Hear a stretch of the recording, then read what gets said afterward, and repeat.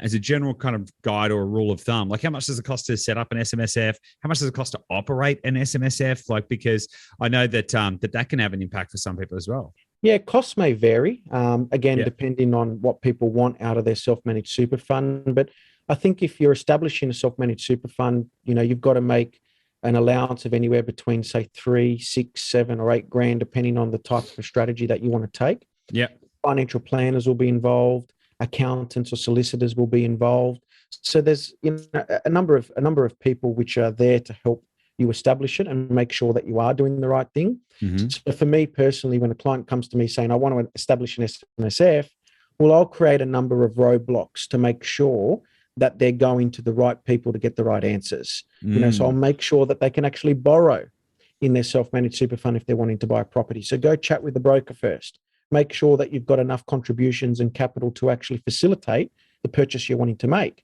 Because if you've got 200,000 in super, but you want to buy a $10 million property, well, straight away the broker will tell you it can't happen. Yeah. Then I'll send clients to a financial planner to get a statement of advice, and that financial planner will run through, how their existing super fund is going.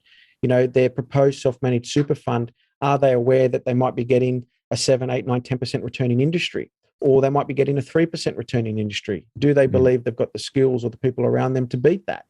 The time involved with a self-managed super fund, the type of assets they can invest in. So I'll send them to someone so they're getting a really good combination of skills and knowledge.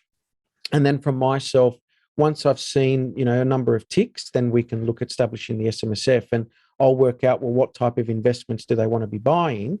And then obviously tailor the structure for them so they can complete their investment strategy.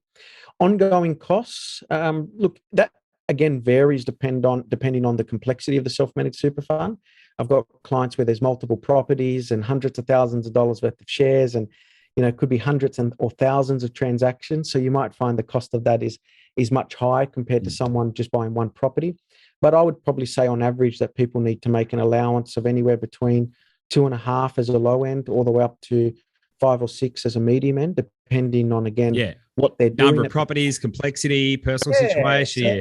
That's a good general guide. Super funds much, much higher than that when they start to enter into pension phase or various different investments. So, I think if you can make an allowance of about 1.8 to 2 or 2.2% as an admin fee of running your super fund based on your balance, I think that's healthy as a bit of a provision. Yeah, that's a good general rule of thumb. And that's kind of all I was after, like a general rule of thumb, like 1.8 to 2% as a kind of operating expense to kind of keep the wheels turning. That's a good guide.